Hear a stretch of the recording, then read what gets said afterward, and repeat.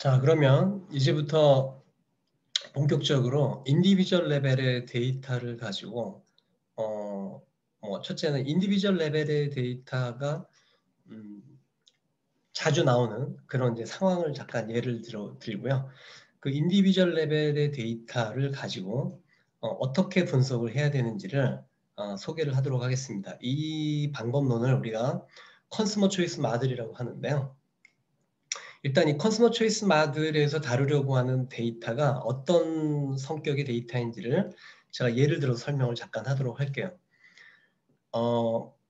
예전에 꽤 오래전인데요. 제가 듀오라고 하는 그 소위 그 남자 여자 소개시켜주는 그런 서비스죠. 예, 이 회사 사람들을 만난 적이 있어요.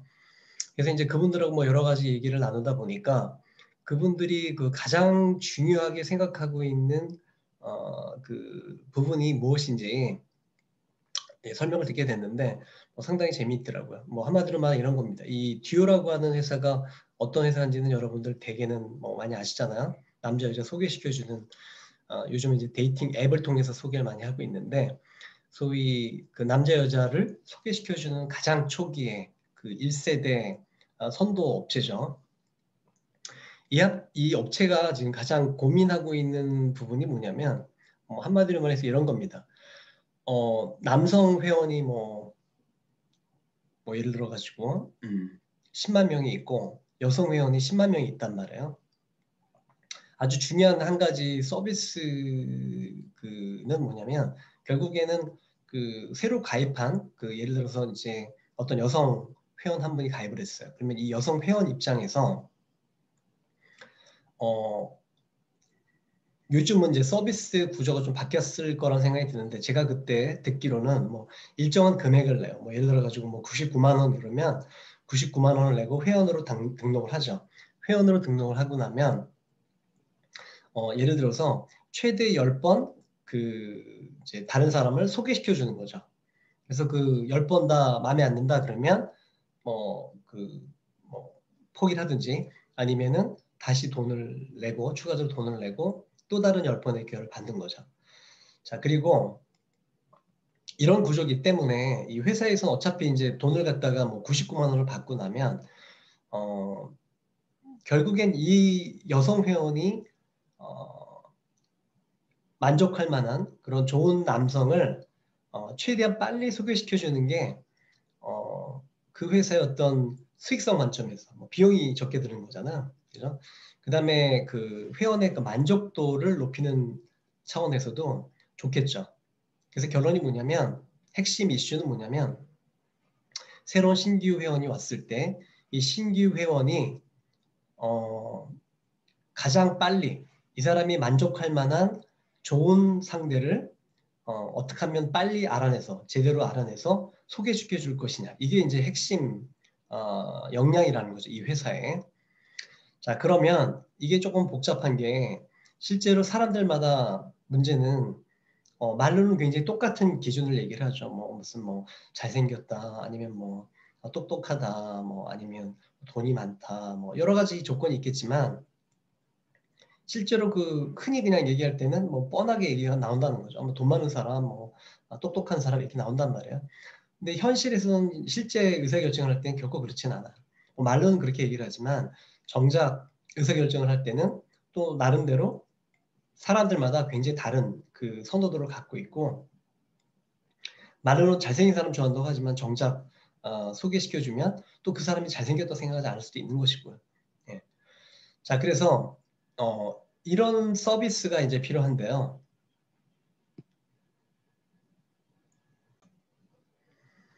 자, 그래서 뭐 이건 그냥 가볍게 제가 그 상황을 갖다가 여러분이 좀 상상해 보길 바라는 의미에서 제가 그 사진을 좀 넣었는데요. 자, 그러면 이제 누구를 소개할 것이냐는 거죠. 만약에 새로운 어떤 신규 회원이 이제 가입을 했어요. 어떤 여성분이. 자, 그럼 뭐 이 여성분이 좋아할 만한 사람을 최대한 빨리 찾아내서 예를 들어서 여기 이제 그 뭐 둘, 넷, 여섯, 7명의 남자들이 있다고 가정을 하죠.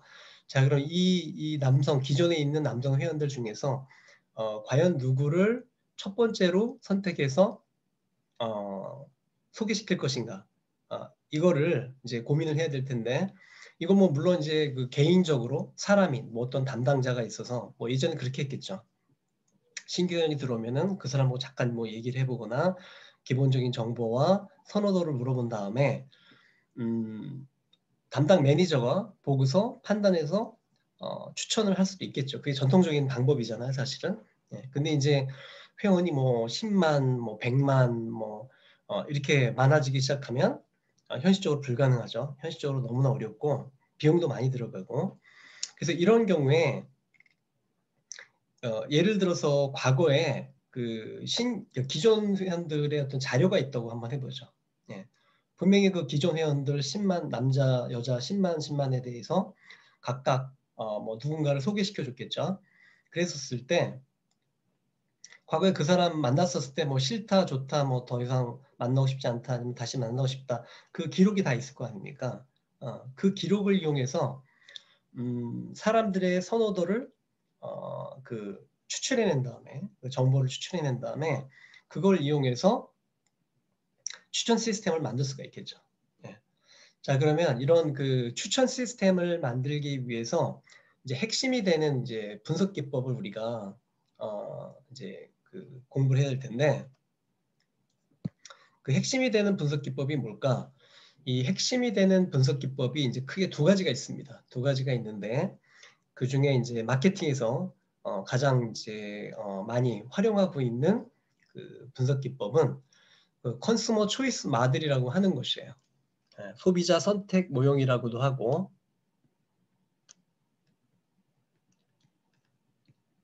컨슈머 초이스 마들이라고 하는 것인데 이 컨슈머 초이스 마들은 뭐 굉장히 중요합니다. 사실 이걸 어느 정도 레벨로 여러분한테 소개를 해야 될지 조금 고민은 되는데요.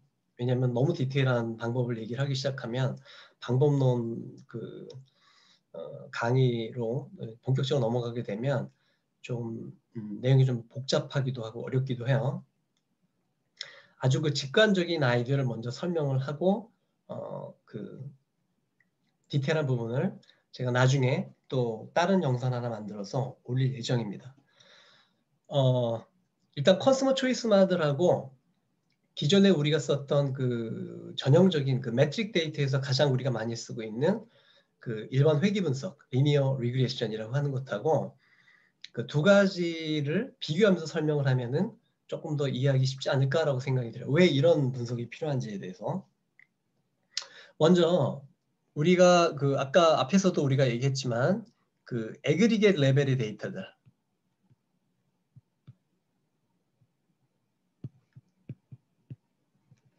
애그리게이트 레벨의 데이터들이 있고 그 다음에 이제 인디비주얼 레벨의 데이터가 있다면 이 애그리게이트 레벨의 데이터는 뭐 예를 들어 그 대표적인 예가 실제로 그 가장 대표적인 예는 매출이겠죠. 그죠? 예.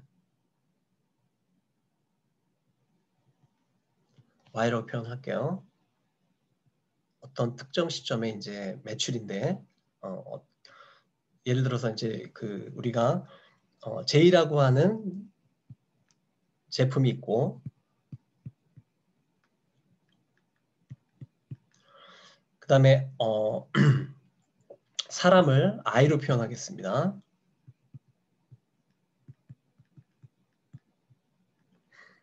그리고 T는 이제 시점이고요.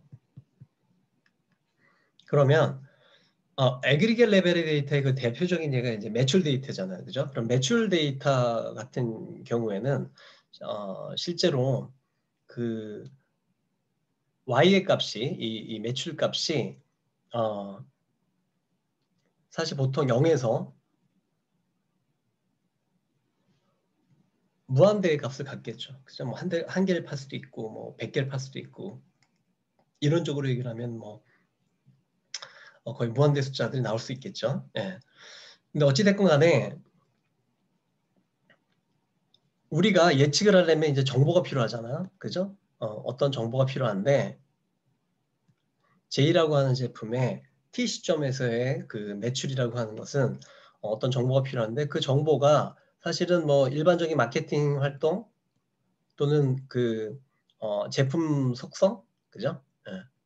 그래서 이게 만약에 이제 제품 속성이라면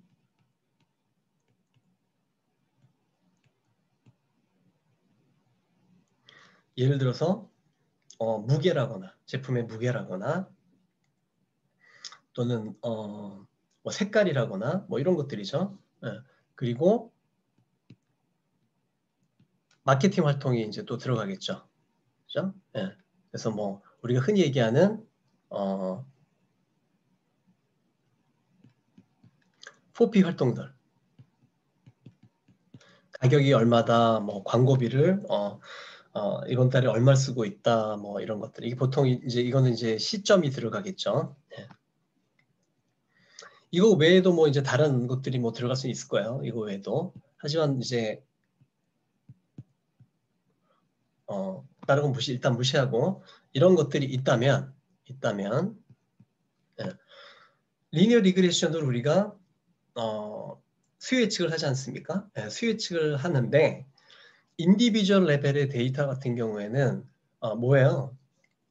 Y가 우리가 알고 싶어하는 Y가 뭡니까?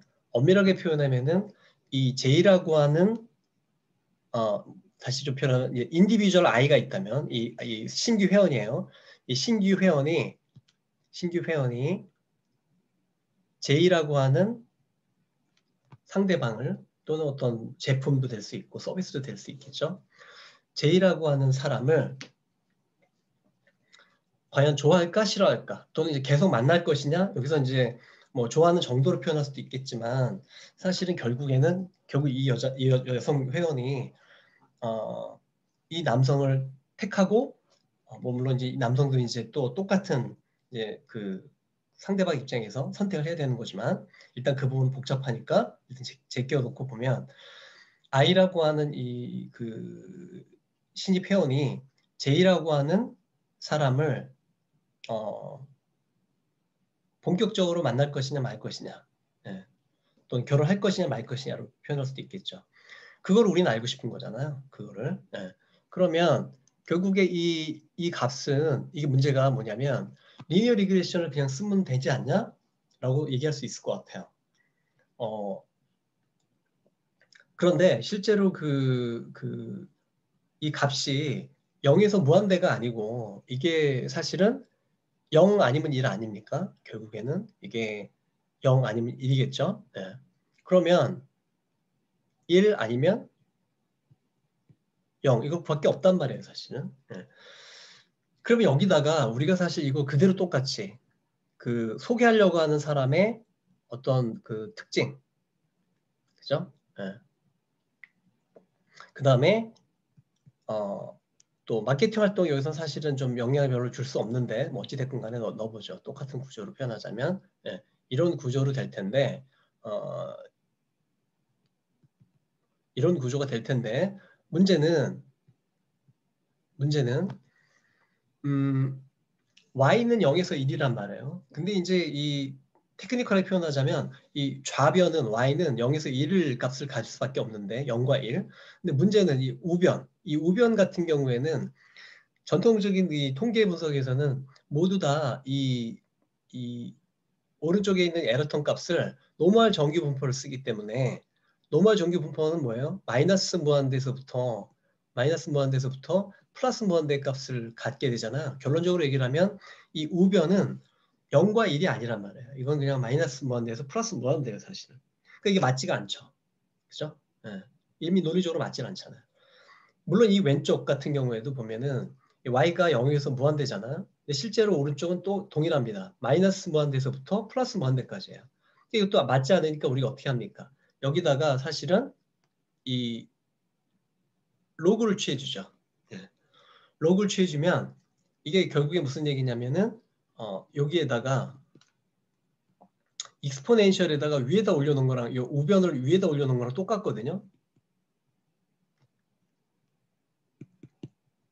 이렇게 그죠? 그럼 윗값이 플러스 이게 마이너스 무한대에서 또 플러스 무한대가 돼도 결국에 요 값은 요 전체 값은 어떻게 돼요? 0에서 플러스 무한대까지밖에 안 나오죠. 그죠? 그렇게 이제 매칭을 시켜주는 건데 실질적으로 일단 요거를 지우고 시작을 해야 할 것 같아요. 근데 제가 지우는 방법을 잘 몰라서 지저분하네요. 아, 여기 있네.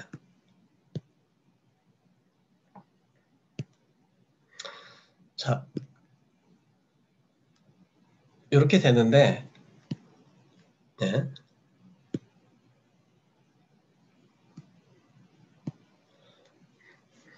오른쪽 같은 경우에는 뭐 로그를 취해준다고 해도 해결이 안 되는 거죠. 0하고 1밖에 없으니까. 네.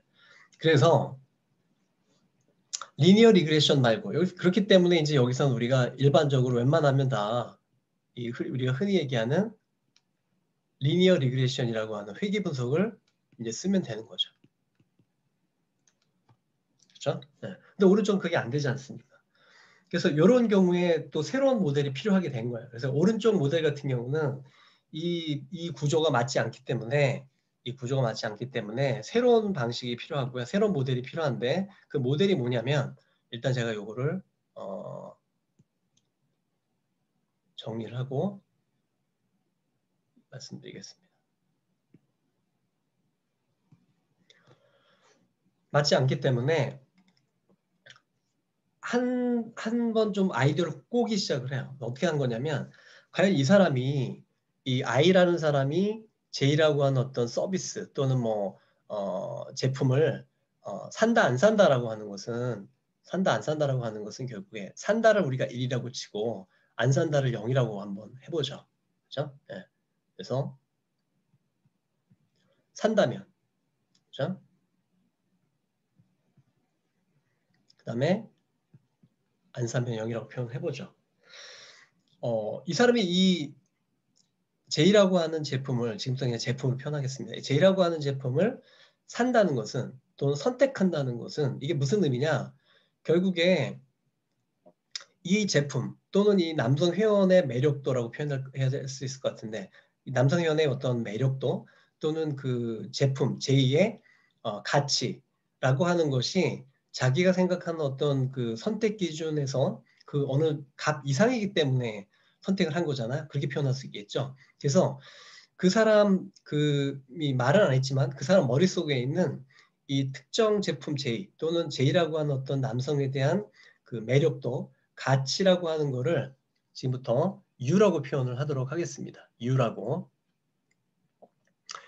표현을 하자면 실제로 이게 어떤 의미가 되냐면 I라고 하는 사람이 J라고 하는 사람에 대해서 느끼는 가치 또는 매력이라고 하는 것이 어떤 특정한 값 이상이 되면 사게 되는 것이고 그렇지 않다면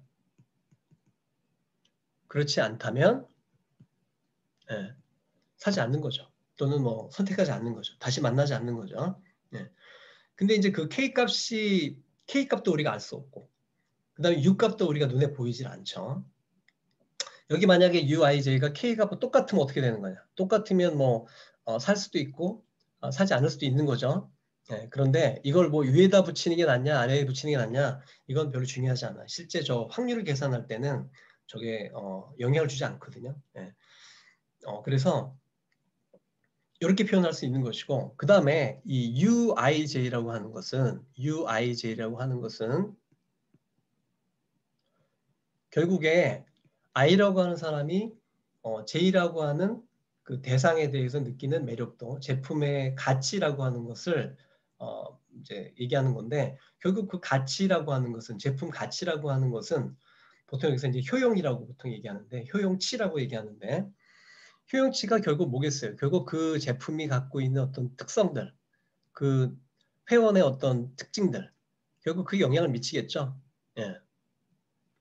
그 다음에 그 밖에 외부적인 요인들, 뭐 굳이 얘기를 하자면 마케팅 활동이 영향을 줄 수도 있어요. 브랜드를 얼마나 예쁘게 잘 만드느냐, 뭐 그다음에 제품의 경우라고 한다면은 그 가격 같은 것도 영향을 미칠 것이고 뭐 여러 가지가 있겠죠.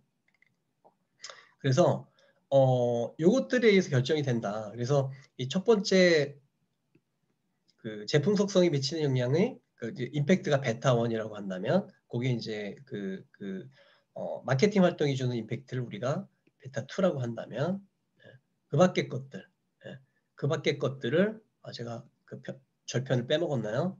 예. 그죠? 예. 이렇게 동일하게 표현할 수 있죠.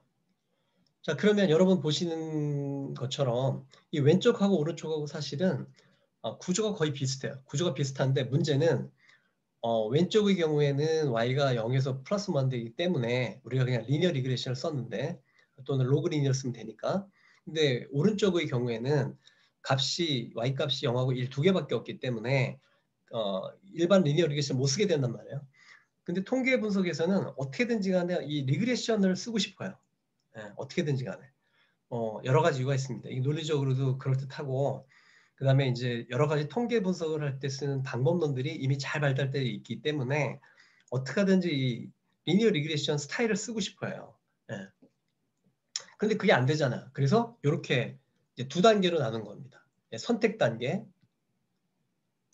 그다음에 효용 구성 단계 이렇게. 예. 근데 이제 문제는 과거의 데이터를 보면은 이 여성이 이 남성을 다시 만난다 안 만난다 뭐 이런 그 y 값과 그다음에 이 x 값은 우리가 알고 있어요. 알고 있는데 그 사람 머릿속에 있는 이 u 값 그다음에 k 값 그다음에 이 베타 값은 우리가 볼 수가 없는 거죠. 네. 그래서 과거에 10만 회원의 과거의 그 매치메이킹 시켜서 만났다 안 만났다라고 하는 과거의 그 이력 데이터들이 있잖아요. 그 많은 데이터들을 머신러닝 하듯이 데이터셋을 만들어 가지고 이 데이터셋을 여기다 집어넣어 놓고 거꾸로 우리가 이 베타 값을 찾아내는 게 가능합니다. 실제로. 그래서 그 방법론이 사실 왼쪽에서도 결국에는 이 x하고 y를 아는 상태에서 우리가 베타 1하고 베타 2 요 값들을 찾아내는 거잖아요. 리니어 리그레이션 같은 경우에. 오른쪽도 똑같아요. 예. 그래서 이때 쓰는 방법들이 여러 가지가 있는데 이때 쓰는 이제 분석 기법들이 여러 가지가 있는데 이런 그 여러 가지 분석 기법들을 사실은 이게 리니어 리그레션과 이제 그 비교해서 표현하자면 엄밀하게 표현하면은 이 왼쪽에 이런 방식을 그 사실은 컨티뉴어스 리그레션이라고도 얘기합니다. y 값이 연속 값이다라고 해서 그 연속된 리그레션 중에 하나가 리니어 리그레션이고요. 그 다음에 오른쪽 같은 경우에는 이게 연속된 값이 아니죠. 예. 그래서 이거를 discontinuous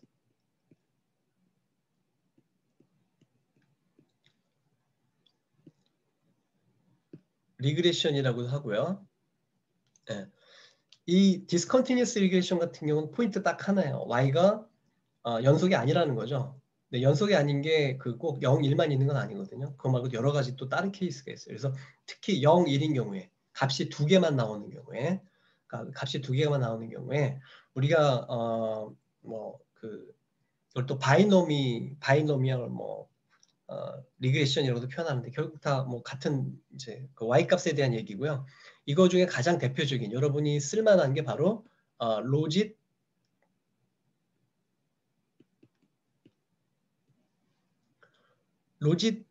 리그레션, 로지스틱 리그레션이다 그러고 로짓 모델이라고 합니다. 그래서 말이 길어졌는데 결론이 뭐냐면 우리가 인디비주얼 레벨의 데이터를 쓰는 경우에 이 고객이 어떤 특정한 제품을 살 것인가 안 살 것인가를 예측하기 위해서는 여러분이 과거에 배웠던 리니어 리그레션을 쓸 수가 없고 인디비주얼 레벨의 데이터의 경우에는 다른 분석 기법을 써야 된다. 그게 이제 디스컨티뉴어스 리그레션인데 그 중에 y값이 0, 1인 경우에는 logit이라고 하는 분석 기법을 쓰면 된다. 뭐 더 이상은 필요 없어요. 여러분이 이거는 뭐 통계 패키지 어디든지 이 logit을 쓸 수 있는 모듈이 다 있습니다. 파이썬도 당연히 있고 R도 그렇고 다 있습니다. 그래서 여기다가 리그레션을 분석할 때랑 똑같아요. 그 방식은 데이터 만들어서 집어넣어주고 알려주고 그다음에 y가 뭐다, 어떤 컬럼이 y다, 그다음에 어떤 컬럼들이 x다, 이것만 알려주면 리니어 리그레션 때 했던 거랑 동일한 그런 인풋 구조를 가지고 있고 분석이 끝나고 나면 리니어 리그레션하고 거의 동일한 그런 내용의 분석 결과들이 나옵니다. 뭐가 나오겠어요? 결국에 베타 값이죠, 베타 값. 그리고 이 선호도, 고객의 선호도 정보가 결국에 무엇이냐? 결국에 그게 이 선호도 정보라고 하는 것은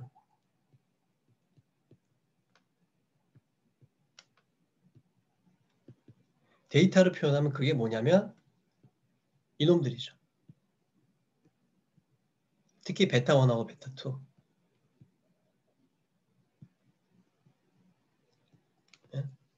이게 바로 선호도 정보죠.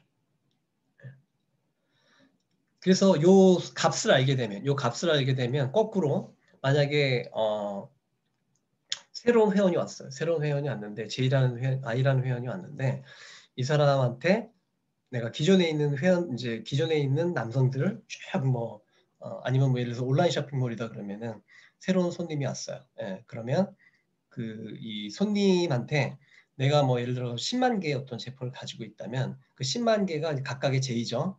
예, 그 각각의 제의에 대해서 제품 속성들, 예, 뭐 그밖에 어떤 뭐 마케팅 요소들, 가격이라거나 뭐 브랜드라거나 이런 것들을 데이터를 집어넣어 놓고 그 베타 값은 이미 알고 있기 때문에 만약 우리가 이걸 분석을 이미 했다면 베타 1, 베타 2를 알고 있으니까 여기다가 그 각 제의에 대해서 만약 첫 번째 제품의 제품 속성 값을 넣고 그 첫 번째 제품에 관련된 마케팅 정보를 넣고 그리고 베타 1하고 베타 2 중에서 값을 계산하면 어떤 특정한 값이 나오겠죠.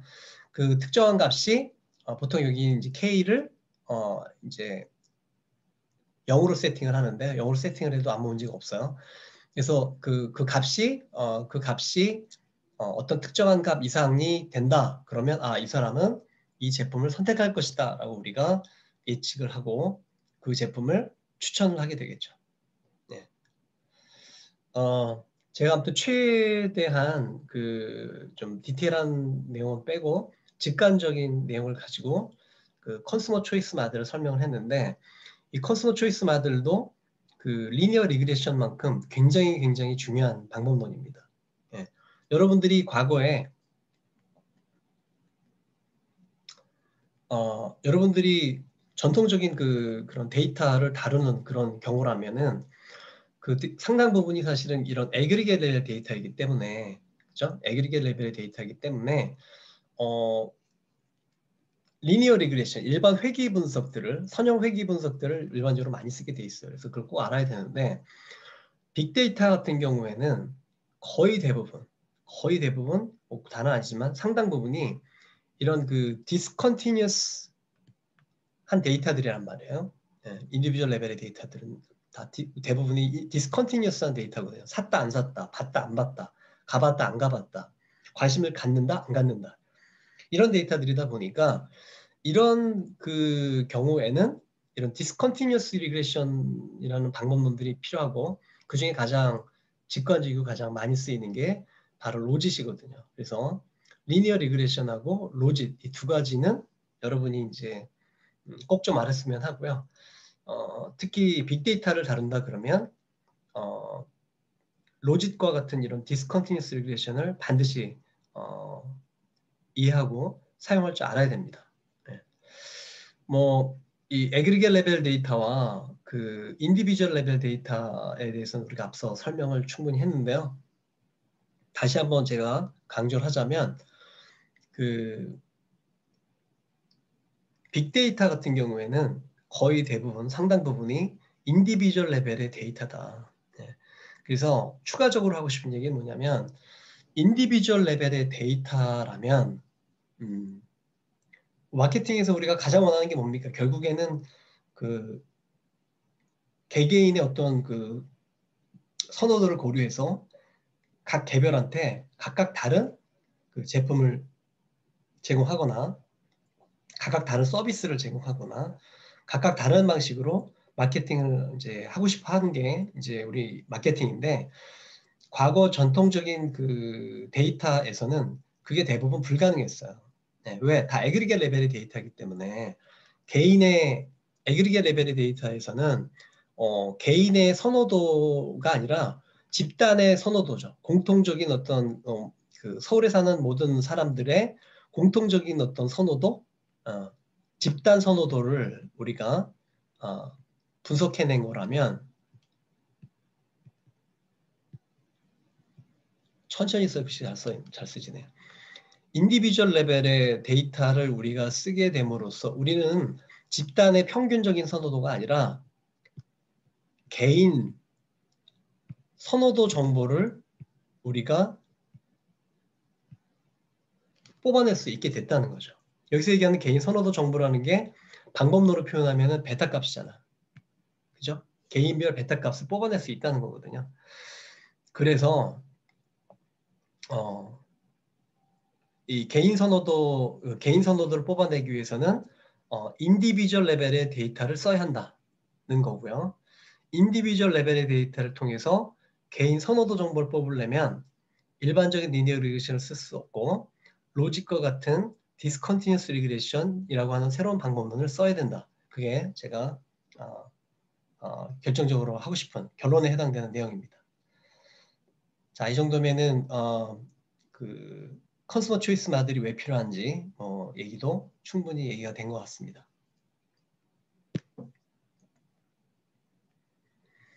자, 그런데 그러면 우리 그 컨슈머 초이스 마들을 이용해서 개인의 선호도 정보를 뽑아낼 수 있기 때문에 개인화된 서비스가 이제 가능해질 텐데요. 실제로는 이 레코멘데이션 서비스가 이 개인화 서비스의 이제 가장 전형적인 예인데, 사실 이 개인화된 서비스라고 하는 부분은 사실 마케팅에서 시작하지는 않았어요. 예, 마케팅에서 시작하다기보다는 다른 분야들에서 사실은 이 개인화된 서비스, 또 레코멘데이션이라고 하는 것들이 이제 나오기 시작을 해요. 뭐 예를 들어서 도서 뭐 문헌학과 뭐 이런 때, 또는 뭐 영어로 얘기할 때 뭐 무슨 뭐 여러 가지 용어들이 많이 있는데요. 그 도서 문헌학과나 컴퓨터 사이언스나 이런 쪽에서 사실은 이 레코멘데이션 서비스가 먼저 사실 연구가 됐거든요. 뭐 인더스트리는 더 빨리 시작했죠. 뭐 우리가 잘 알고 있는 아마존 같은 경우가 이제 가장 초기에 선도적으로 그 레코멘데이션 서비스를, 추천 서비스를 도입한 회사인데요.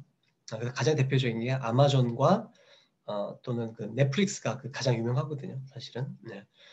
근데 그 회사에서 그 레코멘데이션 서비스를 할 때, 다시 말하면 개인화된 선호도 정보를 이용해서 개인화된 서비스를 제공을 하려고 하는데, 그 어떻게 했느냐? 조금 전에 제가 얘기했던 그 컨슈머 초이스 마들 방식으로 하진 않았어요, 처음에는. 그 컴퓨터 사이언스 쪽이나 뭐 이런 쪽에선 또 하나의 그 새로운 방법론이 있습니다. 굉장히 직관적인 아이디어이긴 한데 또 굉장히 파워풀하기도 하고, 그래서 그 컴퓨터 사이언스 쪽에서 개발이 된 그 선호도 정보를 추출해서 추천하는 서비스 알고리즘을 소개를 잠깐 하려고 합니다.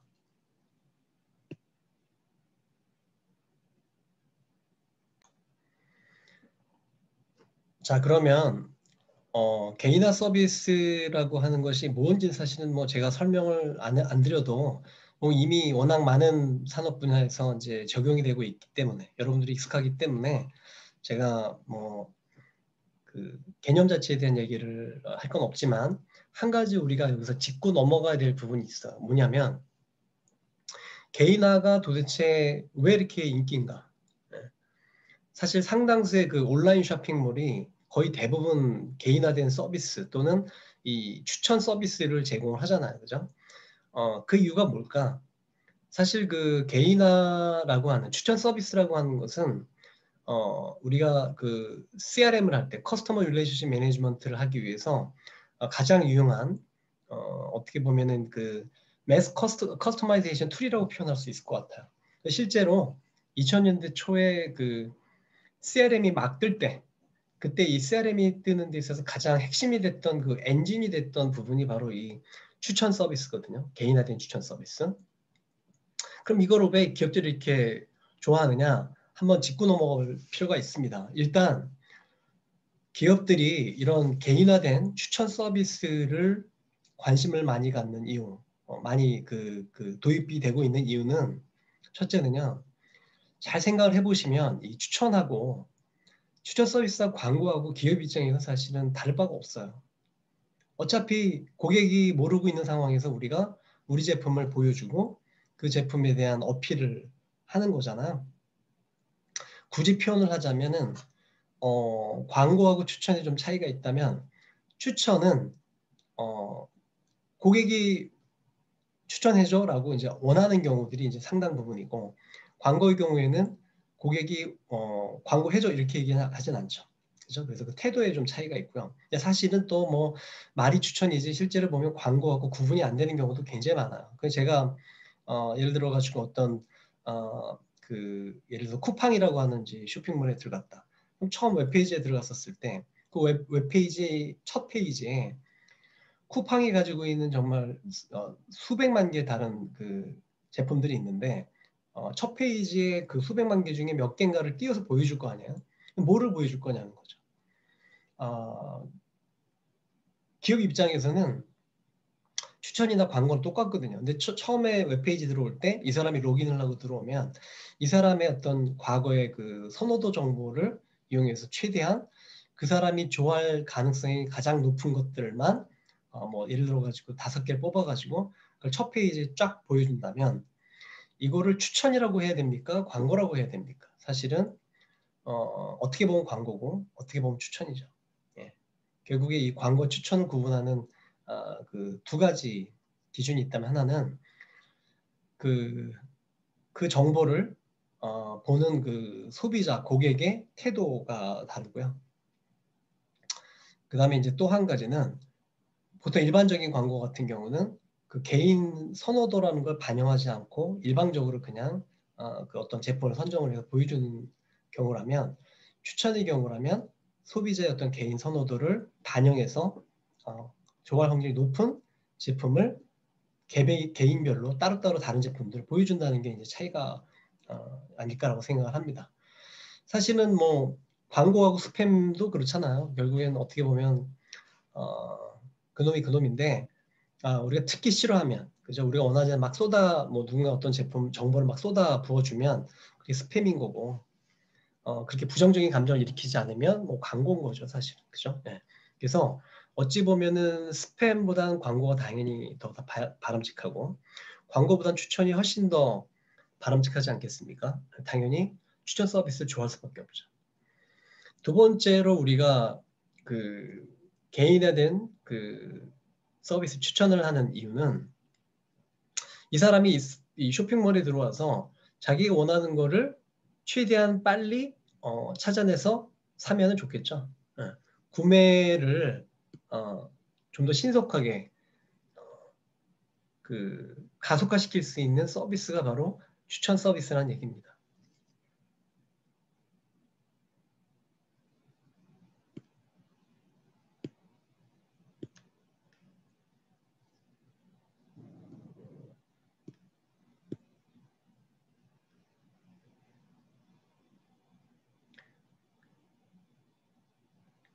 쇼핑몰에 들어온 고객이 빠른 시간 내에 본인이 좋아할 만한 제품을 만난다면 빨리 의사결정을 할 것이고 빨리 의사결정을 하게 되면 궁극적으로 전체 그 제품만 사서 나가는 게 아니라 또 다른 제품을 살 수도 있잖아요. 예, 그래서 매출 증대 차원에서 구매를 좀 더 앞당기는 구매 결정을 좀 더 앞당기는 효과가 있다면 우리가 쓸만하겠죠. 예, 그 대표적인 게 바로 추천 서비스라는 거고요. 또 세 번째로는 우리가 그 굉장히 좋아하는 그 마케팅 중에 이제 크로스셀링이라는 게 있지 않습니까? 교차 판매라고도 우리가 이야기를 하는데,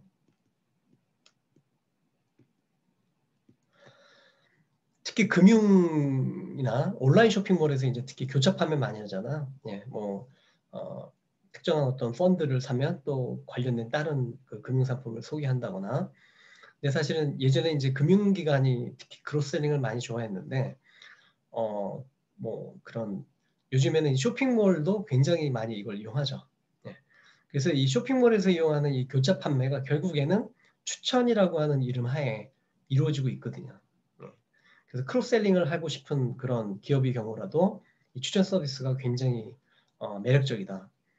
그리고 또 하나 중요한 게 있어요. 이 추천 서비스의 또 장점 중에 하나가 뭐냐면, 내가 먼저 추천 서비스를 먼저 시작을 하게 되면 후발주자가 경쟁자가 따라서 추천 서비스를 도입하더라도 먼저 추천 서비스를 도입한 기업이 나름대로 어떤 그 진입 장벽을 그 형성하게 돼요.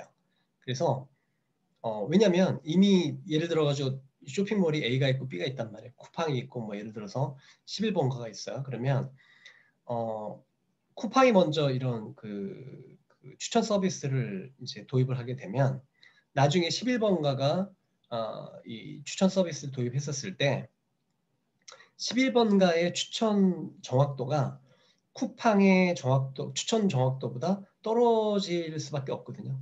왜? 먼저 추천을 하면은 좀 더 많은 데이터를 고객의 그 선호도 정보를 담은 데이터들을 더 많이 확보를 하게 되잖아요. 그러니까 후발주자 대비 선도 기업이 어떻게 보면은 그 더 유리한 위치고 이런 온라인상에서의 로열티를 확보할 수 있기 때문에 추천 서비스는 더 매력적이다. 먼저 하는 게 더 바람직하다. 뭐 그리고 뭐 당연한 얘기지만은 시장에 대한 다양한 정보를 우리가 확보할 수 있죠. 고객에 대한 다양한 정보와 이런 추천 서비스를 하게 되면은 고객이 개인 정보도 많이 제공을 하거든요. 본인 나이나 성별이나 이런 걸 얘기를 해주면 정확도가 높아지니까 고객에 대한 정보들을 훨씬 더 많이 확보할 수 있게 되고, 이런 시스템을 구축하기 위해서 고객의 그 선호도 정보 역시 훨씬 더 많이 확보를 하게 되니까 기업 관점에서는 뭐 당연히 추천 서비스가 매력적일 수밖에 없는 거죠. 그래서 이렇게 인기인 것이고. 그러면 이제 기업만 좋아하면 되느냐? 그건 아니잖아요. 예. 고객도 이런 서비스를 더 좋아해줘야 이게 이제 그 유지가 되고 활성화될 텐데, 고객 관점에서도 당연히 추천 서비스는 장점이 많아요. 어, 앞에서 살짝 얘기한 내용이긴 한데, 실제로 뭐 10만 또는 100만 개의 제품을 갖고 있는 쇼핑몰에 들어가서 내가 이미 그 쇼핑몰에 들어가기 전에 이미 내가 무엇을 살지를 결정하고 간 그런 고객이 아니라면 가서 여기저기 찾아다녀야 되잖아. 그런데 이 온라인 쇼핑몰이 점점 이제 커지다 보니까 말 그대로 정보 과부하 시대죠. 네, 인포메이션 오버로드. 이런 문제 때문에 탐색 비용이 굉장히 많이 들어가고, 그죠? 각 제품에 대한 정보를 확인하고 이해하고 이런 처리하는 그런 시간과 노력이 굉장히 많이 들어가기 때문에 고객 입장에서도 누군가가 내가 원하는 거를 알아서 착착착 어, 찾아서 알려준다면 당연히 뭐 훨씬 좋겠죠.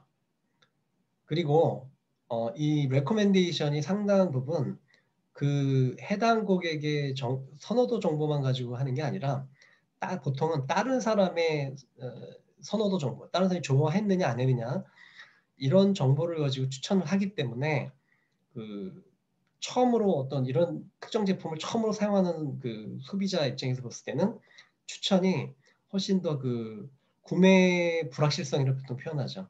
예.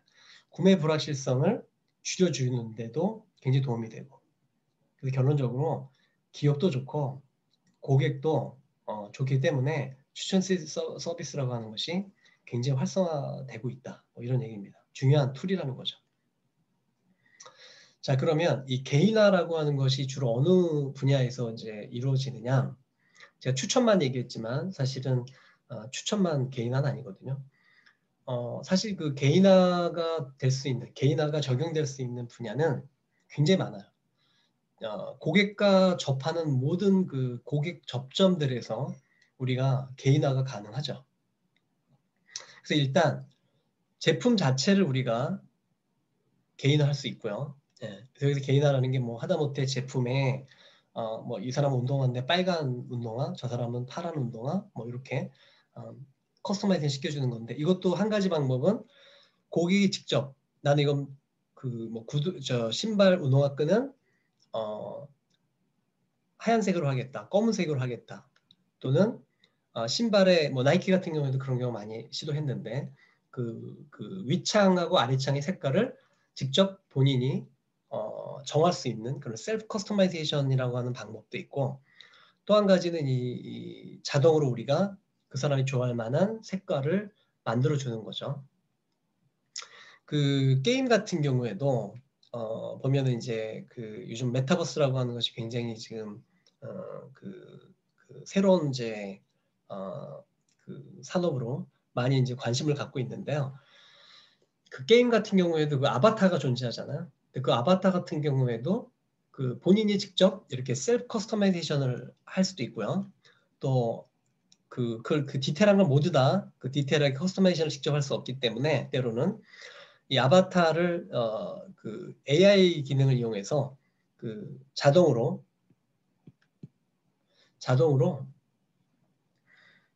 그 적절한 이 사람이 좋아할 만한 아바타를 만들어 주기도 하죠. 예. 자, 뭐 이런 것도 있고, 그 다음에 뭐 아바타만이 아니라 제품이 다 그런 거고요. 제품을 최대한 개인화시켜서 만들어 제공할 수 있다라고 하는 것이고, 그 다음에 커뮤니케이션 쪽에서는 우리가 지금 이미 얘기하고 있는 광고와 대비되는 추천 서비스로 우리가 얘기할 수 있을 것 같고요. 여기 IRE는 인터넷 레코멘데이션 엔진이라고 하는 거 약자인데요. 네, 인터넷상에서 추천을 하는 그 알고리즘을 만들어 이제 운영하는 엔진을 얘기하는 겁니다. 자, 뭐 여기서 광고만이 아니라 추천만이 아니라 이제 프로모션에서도 사실은 뭐 10% 할인 쿠폰을 줄 것인지 15% 할인 쿠폰을 줄 것인지 이런 것들 모두 다 개인화 관점으로 우리가 볼 수가 있는 거죠. 그래서 가격에 대해서 굉장히 민감한 그런 소비자라는 걸 우리가 알고 있으면 프로모션을 좀 많이 하는 그런 쿠폰을 이제 제공하기도 하고요. 그 세 번째로는 당연한 얘기지만 가격도 개인화가 가능하다. 이 부분은 이제 산업에 따라 불가능한 경우들도 있어요. 예, 법규에 따라서. 하지만 이제 그거를 피하는 방법들이 이제 보통 쿠폰이죠. 쿠폰 같은 걸 이용한다거나 로열티 프로그램을 만들어서 그 할인을 이제 또 많이 해준다거나 뭐 어찌됐건 간에 결론적으로 얘기를 하면은 제품 쪽 그리고 커뮤니케이션 쪽 그다음에 가격 쪽에서 그 개인화가 굉장히 많이 벌어지고 있습니다. 네. 개인화에 쓰이는 이제 그 데이터가 과연 무엇이 있을까? 사실은 개인화에 쓸 수 있는 데이터가 그 사람이 어떤 쪽에 관심이 있는지, 그 다음에 어떤 거를 더 좋아하는지, 그 다음에 그 사람의 어떤 구매 결제 데이터나 그 사람의 기본적인 인구 통계적인 특성들 이런 것들이 모두 다 개인화에 이제 필요한 정보를 담고 있잖아요, 그죠? 네. 그래서 주요 데이터들 중에 보면 관심 정보를 갖고 있는 건 우리 앞에서 이미 했지만 이 클릭 스트림 데이터라거나 CCTV에 보는 그 고객들의 동선이라거나 그 비콘 같은 걸 통해서 역시 동일한 동선 데이터들이죠. 고객 동선 데이터들. 그 다음에 선호도 데이터로 가면 이게 우리나라 말은 지금 없어서 제가 지금 적어놨는데 이 Revealed Preference 데이터와 Stated Preference 데이터 두 가지로 구분을 해요. 이 Stated Preference 데이터라는 게 뭐 대단한 게 아니라 뭘 얘기하는 거냐면 당신 뭐 좋아합니까? 물어봤었을 때 뭐라 얘기하는 그 내용이죠. 저는 뭐 빨간색에 뭐 하얀 끈이 있는 그런 신발이 좋습니다. 뭐 저는 단 거보다는 짠 맛의 뭐 음식이 좋습니다. 뭐 아니면 저는 피자를 좋아합니다. 뭐 이런 이제 본인들이 이제 말을 한 거죠. 네, 말로 표현한 선호도 데이터가 있고, 그다음에 이 Revealed Preference 데이터라고 하는 거는 가서 그놈을 이렇게 직접 사용하거나 사거나 그런 데이터들, 또는 나 이거 사겠습니다 라고 선택하는 데이터들, 이런 거를 우리가 Revealed Preference 데이터라고 해요. 그래서 이 Revealed Preference 데이터는 사실은 이 대부분 이 구매 데이터라고 얘기할 수 있을 텐데요. 당연히 이제 우리 빅데이터를 다루는 사람들은 stated preference 데이터보다는 revealed preference 데이터를 좋아하죠. 하지만 이 stated preference 데이터도 꼭 무엇을 좋아합니다라고 하는 그런 일반적인 표현만 있는 게 아니고요. 이 추천 같은 경우에는 이제 그 뒤에 또 나오겠지만 아마존 같은 경우도 보면 처음에 이제 그 추천을 받고 싶어 하면 한 10번 정도인가요? 그 샘플 데이터, 샘플 제품들을 보여주고 이것 중에 뭐가 더 좋습니까? 아니면 과거에 썼던 제품 중에 이게 얼마나 좋았습니까? 라고 하는 이제 그 응답들을 받죠. 그죠? 예, 그런 응답들도 사실은 이 stated preference 데이터라고 얘기할 수 있을 것 같아요. 그래서 추천 서비스에서는 이 둘 다 지금 사용을 합니다. 초기의 추천 시스템은 이 놈을 썼어요. stated preference 데이터를. 그래서 뭐 좋아하거나 싫어하는 제품을 1점부터 5점으로 이제 평가를 해서 적으면 그거를 이용해서 이제 추천을 하는 거죠. 그러다가 점점 그 고객의 구매 데이터들이 많아지니까 그 데이터를 합쳐서 이 두 데이터를 합쳐서 추천을 보통 일반적으로 합니다. 물론 그 사람의 기본적인 어떤 특성 정보들, 남자인지 여자인지 뭐 나이 뭐 이런 것들도 역시 감안을 해서 추천을 해야겠죠. 그래서 이 슬라이드에서 제가 하고 싶은 얘기는 개인화에 우리가 쓸 수 있는 데이터들이 이런 데이터들이 있다라고 하는 얘기를 하고 싶었습니다. 자, 그럼 추천 시스템이 뭐냐? 이건 사실 뭐 여러분이 뭐 다 알고 있기 때문에 제가 뭐 굳이 그 정의를 딱딱하게 할 필요는 없을 것 같고요. 한마디로 표현하자면 고객의 선호도를 예측해서, 그죠? 네. 고객이 찾고자 하는 제품이나 정보를 추천해주는 그런 모델을 우리가 recommendation engine이라고 얘기를 한다는 거죠. 자, 이게 이제 가장 초기, 아마존에서 가장 초기에 레코멘데이션 서비스를 시작했었을 때의 화면이에요. 네.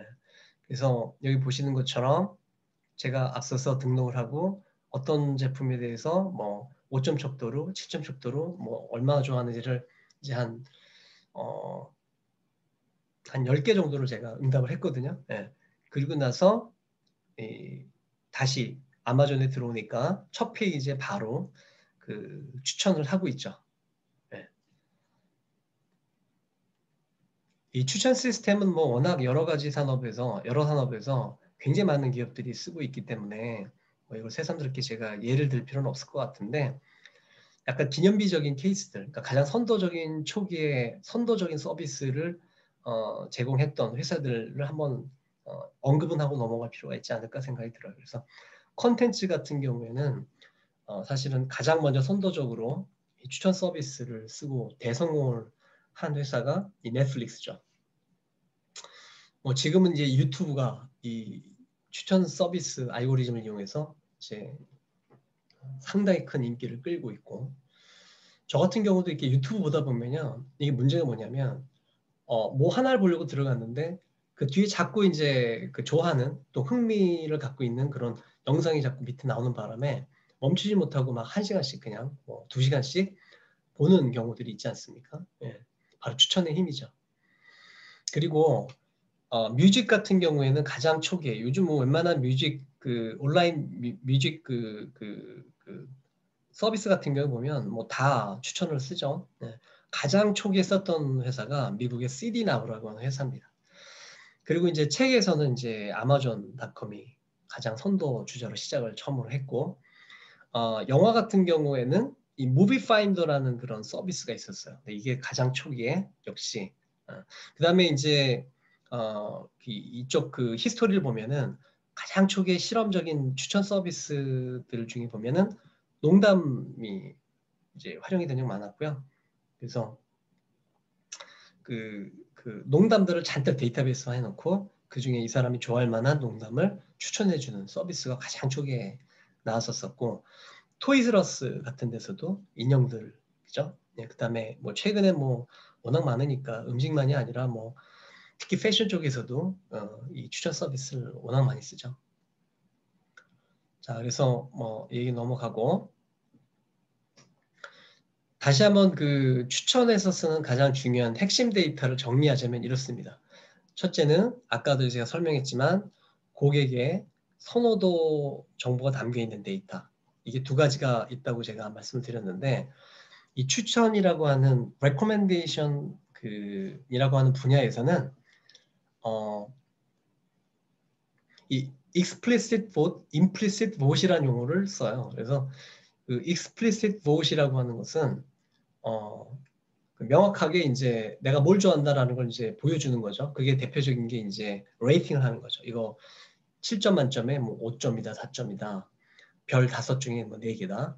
그다음에 implicit vote이라고 하는 게 바로 이 revealed preference 데이터, 또 구매 데이터들을 얘기하는 것이고요. 이게 이제 핵심이죠. 그리고 이제 그 다음에 제품에 대한 정보. 예.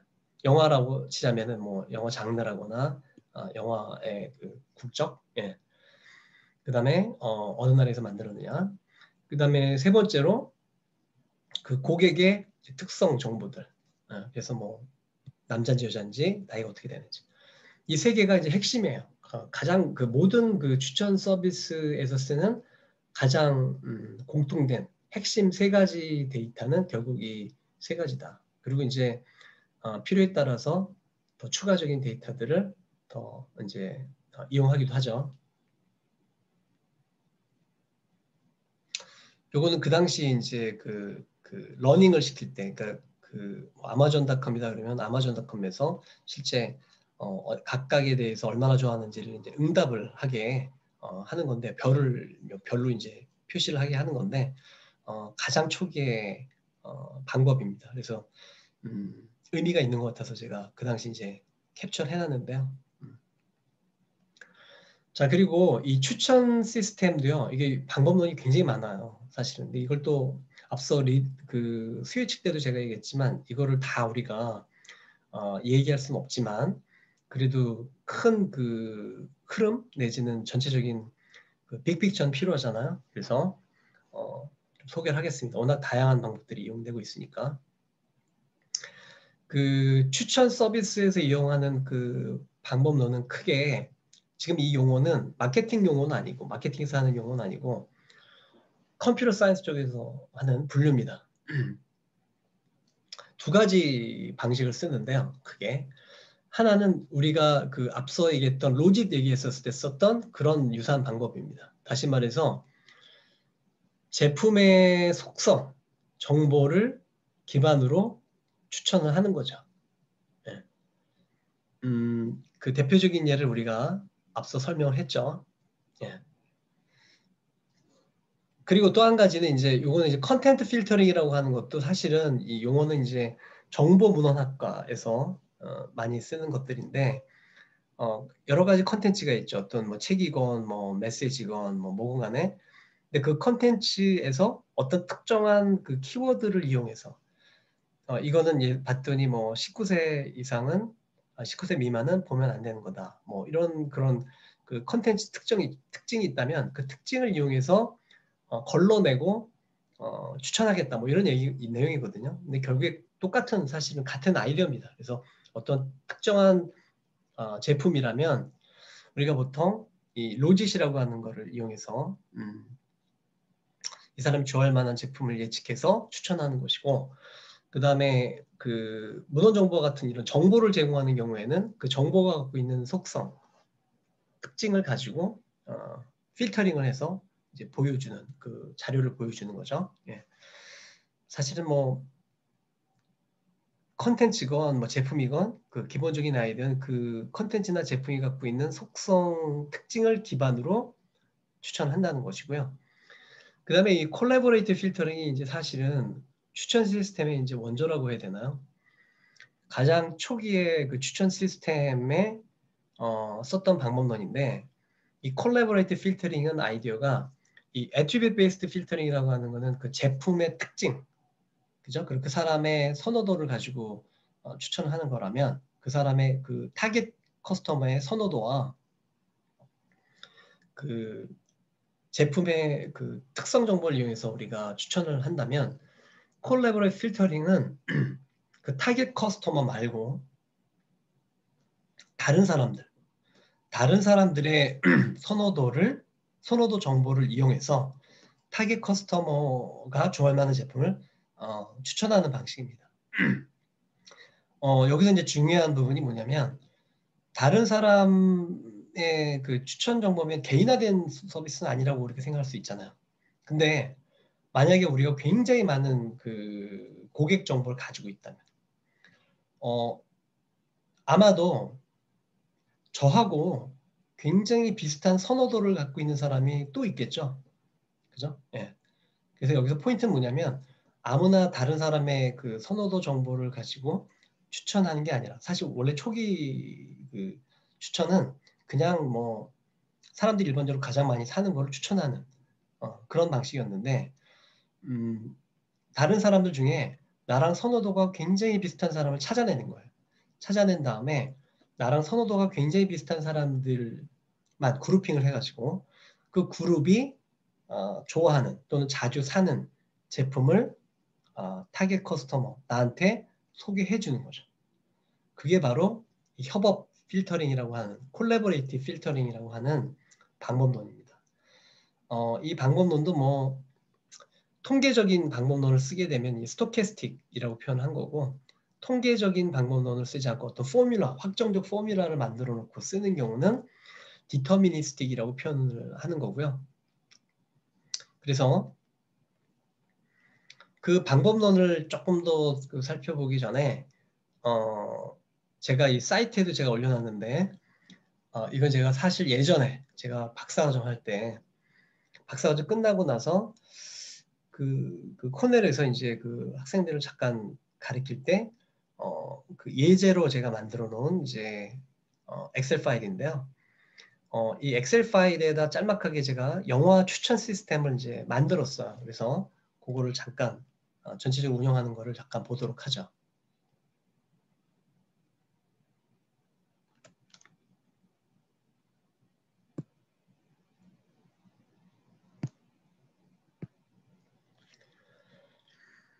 그 간단하게 제가 엑셀 파일로 그걸 만들어 놓은 것인데요. 아마존닷컴에서 이제 영화 평가, 책 평가하는 건 똑같습니다. 이거는 이제 실제 이 영화 데이터, 그러니까 굉장히 많은 사람들이 각 영화에 대해서 얼마나 좋아하는지를 평가한 그런 데이터가 있어요. 그래서 그 데이터를 가져다가 데이터베이스를 써서 만들어 놓은 것인데 먼저 이 영화에 대해서 각자 자기가 과거에 본 영화라면 이제 평가를 해보는 거죠. 먼저 러닝을 해야 되니까. 그래서 뭐 예를 들어서 덤앤더머라거나 뭐 이런 거 같은 경우에는 뭐 나는 4점이다. 워터월드라고 또 아주 옛날 영화긴 한데 그 당시에 꽤 유명했던 영화예요. 그래서 이런 영화 이 영화에 대해서 저는 굉장히 좋아했는데 뭐 6점이다. 예. 잘못 눌렀나요? 예. 6점, 예. 5점, 4점, 뭐 뱀파이어와의 인터뷰라거나 뭐 이런 것들. 예. 그다음에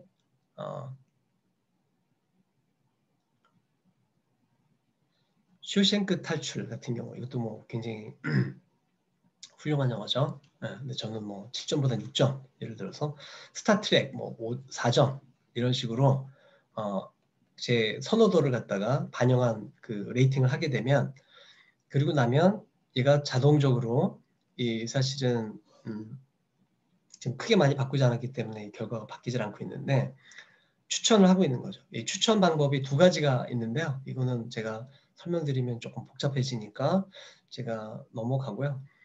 여기 두 번째 칸에 있는 요거. 요게 바로 조금 전에 제가 얘기했던 전형적인 그 콜라보레이티브 필터링을 가지고 예측을 한 겁니다. 그래서 봤더니 양의 침묵을 가장 먼저 추천을 하고 있고 그 다음에 쉰들러 리스트를 지금 두 번째로 추천하고 있는 거죠.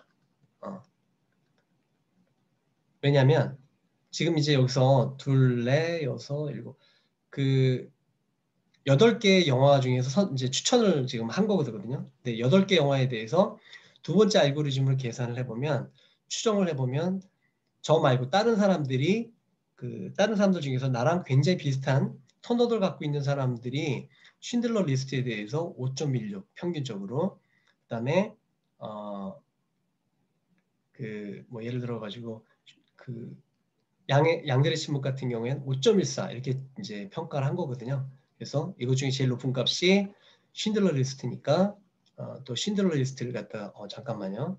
이게 뭔가 좀 여기가 지금 여기가 자동으로 지금 업데이트가 되지 않게 지금 되어 있어서 그런 건데 여기에 보면 5.16으로 사실 쉰들러 리스트를 이제 가장 먼저 추천을 해야 되고 그리고 양들의 침묵을 두 번째로 추천을 할 수 있겠죠.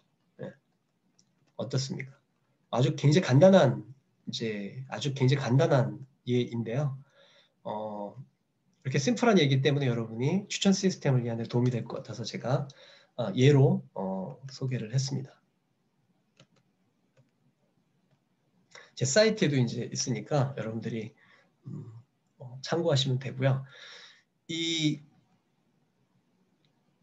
추천 시스템은 그럼 어떻게 추천하는 거냐? 이제 이거를 우리가 이해를 좀 해야 되는데 이 수식을 제가 좀 얘기하면 좀 복잡해 보이지만 사실 굉장히 간단한, 굉장히 간결한 그런 수식이에요. 사실은 이게 어떤 거냐면 이런 거죠. 만약에 I라고 하는 사람이 있고 사실은 I라는 사람한테 I라는 고객한테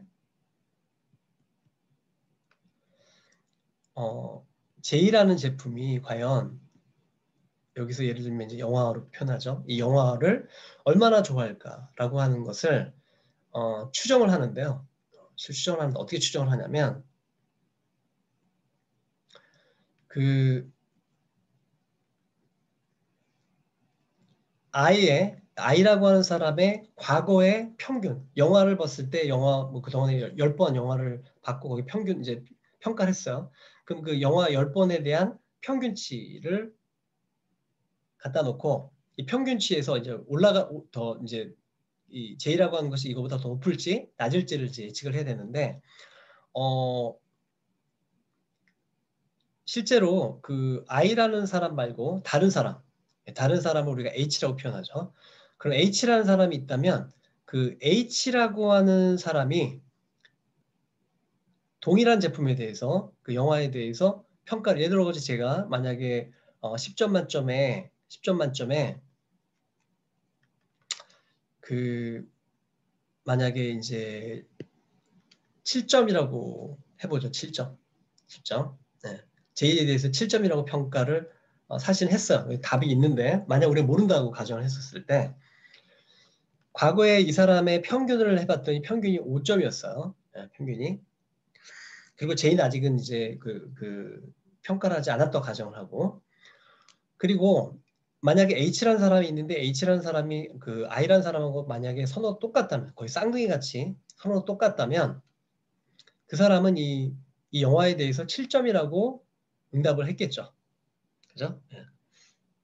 그리고 이 사람이 정말로 I랑 똑같다면 이 사람 역시 과거의 평균적으로 평점은 5점이었겠죠. 그죠? 예. 그리고 여기 나와 있는 요 놈은 뭐냐면 I하고 H가 얼마나 비슷한지를 얘기해 주는 건데 사실은 이게 코릴레이션이에요. 코릴레이션. 다시 말하면 만약에 우리가 영화가 있어요. 영화가 있는데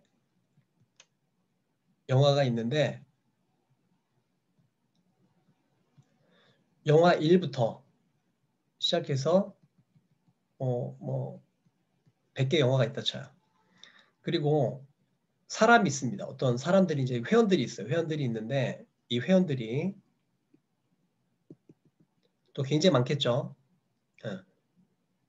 이게 뭐 한 10만 명 있다 쳐요. 10만 명. 예.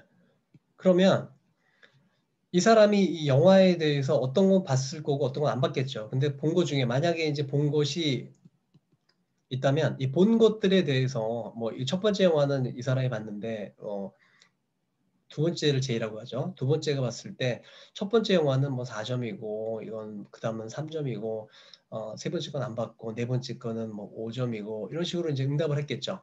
그러면 만약에 이 사람하고 정말 동일한 그 평가라는 사람이 있다면 있을 수 있어요. 10만 명 정도 되면 있을 수 있죠. 그 사람이 만약에 5번째 사람이에요. 이게 이제 H죠. 이게 I고. 그러면 이 사람이 봤더니 정말 똑같이 이렇게 평가를 한 거예요.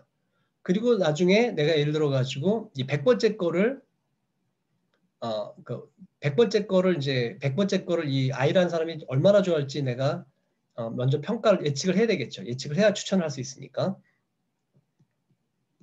예. 요게 만약에 YIJ라면 이게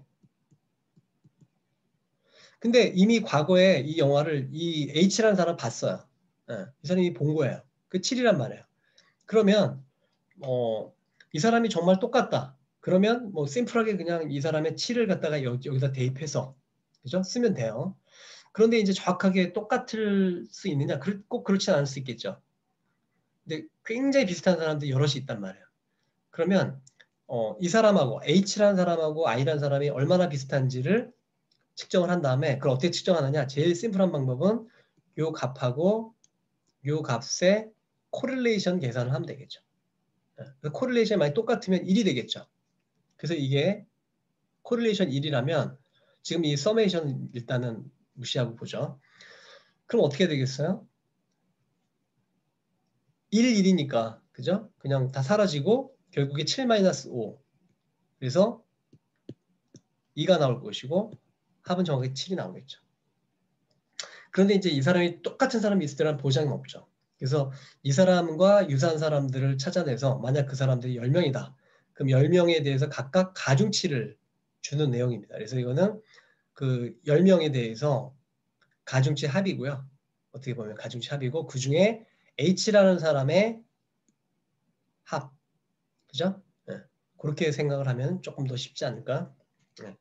그래서 이게 사실 뭐 굉장히 간단한 아이디어예요. 그래서 이런 아이디어로 추천이 가능하다. 이게 굉장히 간단하다 보니까 2000년대 초에 한국에서 그 고객 관계 관리, CRM이라고 하는 것이 엄청나게 이제 핫했었는데 그때 그 업체들 거의 대부분이 사실은 이 간단한 포뮬라, 예.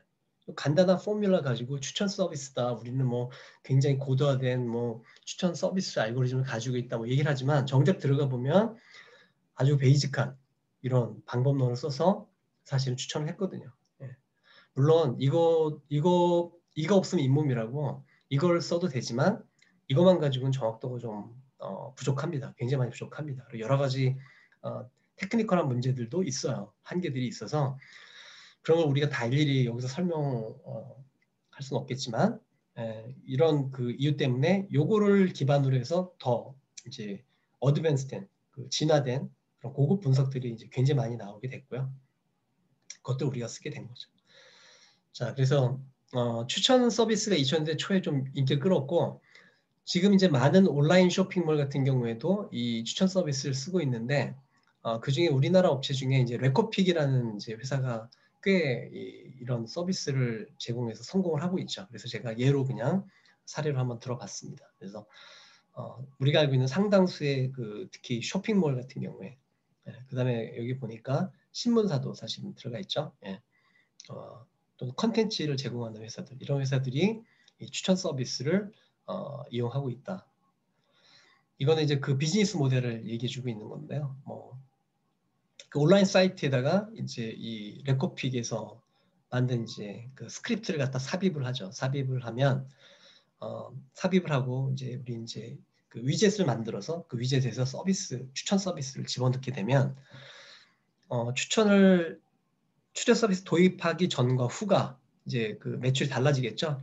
그걸 보고 매출이 벌어진 만큼 그 비용을 정산하는 뭐 그대로 그런 식으로 계약을 하는 그런 서비스를 해서 지금 굉장히 성공을 한 걸로 알고 있습니다. 네. 자, 이 정도면 이제 추천 서비스에 대한 얘기들 다 얘기가 됐고요. 마지막으로 한마디만 더 하자면 이 빅데이터가 갖고 있는 큰 의미인데요. 우리 마케터들은 말이죠. 예전에는 마케팅이 발전하기 전에는 매스 마켓에 대한 어떤 활동을 했죠. 이때를 뭐 매스 마케팅이라는 말을 쓰는데 이건 마케팅이 아니에요, 사실. 왜냐하면 마케팅은 세분화를 하고 차별화를 하는 거기서 이제 마케팅이라는 용어가 나온 개념이 나온 것이기 때문에 매스마켓은 뭐 마케팅이라는 말을 쓰는 게 좀 적절치는 않은데요. 어찌됐든 간에 시장을 하나로 보고 우리가 마케팅을 하는 경우, 그 다음에 이제 시간이 지나서 사실은 이제 70년대, 80년대 이후에는 시장을 세그멘테이션하고 그러고 나서 이제 거기에 맞는 제품을 제공했잖아요, 서비스를. 그게 이제 우리가 일반적으로 얘기하는 이제 마케팅, STP를 기반으로 한 마케팅인데 그런 것들을 우리가 해왔고 이게 점점 경쟁이 치열해지다 보니까 세그들이 그 세분화된 그 그룹이 작아지고 있어요. 네. 그래서 뭐 니치 마켓들도 많이 생기고 있고 그런 니치 마켓만 공략하는 니치 마케팅도 이제 하고 있고요. 우리가 원하는 궁극의 경지는 뭘까요? 결국에는 1대1 마케팅으로 가고 싶은 거죠. 그게 우리 마케팅의 이제 궁극적인 방향 아닙니까? 이 인디비주얼 마케팅으로 가려면 왜 그동안 우리는 인디비주얼 마케팅으로 가지 못했느냐? 당연합니다. 갈 수 없는 결정적인 이유가 두 가지가 있었는데 한 가지는 뭐냐면 비용 문제고요. 데이터를 수집하는 비용도 그렇고 제품을 이제 그 개인화하는 거, 그다음에 커뮤니케이션을 개인화하는 것도 괜히 돈이 많이 들었으니까. 그다음에 또 한 가지는 개인화된 정보가 개인 정보가 필요하잖아요. 개인 레벨의 정보가 필요한데 그런 데이터가 없었으니까. 네. 그래서 우리가 못했던 거잖아요. 네. 근데 이제 빅데이터가 나오게 됨으로써 이 개인화된 개인화된 정보들을 담고 있는 데이터가 지금 뭐 대량으로 이제 발생을 하게 된 거죠. 네. 그래서 우리가 더 1대1 마케팅으로 더 한 단계 나갈 수 있는 이제 여지가 된 거고 적어도 데이터 수집 비용은 별로 많이 안 들거든요. 네. 물론 이제 제품을 개인화하고 커뮤니케이션을 개인화하는 과정에서 들어가는 비용은 빅데이터만으로 해결되지는 않죠.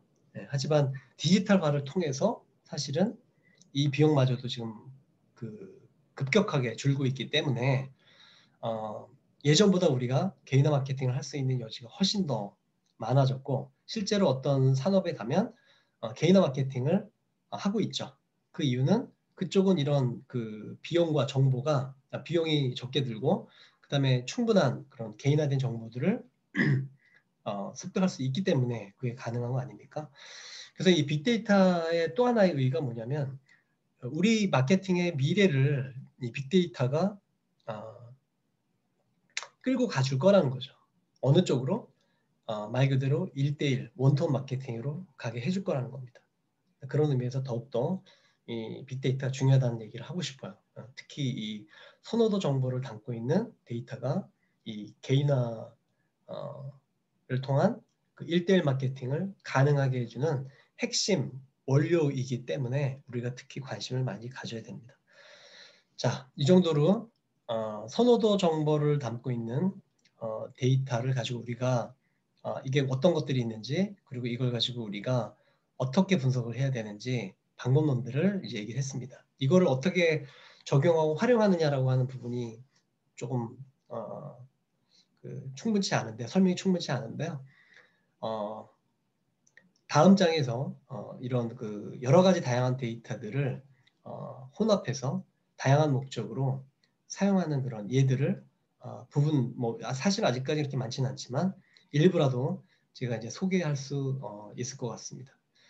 자, 이 정도로 4장 그 선호도 정보를 담고 있는 데이터를 기반으로 한 마케팅 얘기를 마치도록 하겠습니다.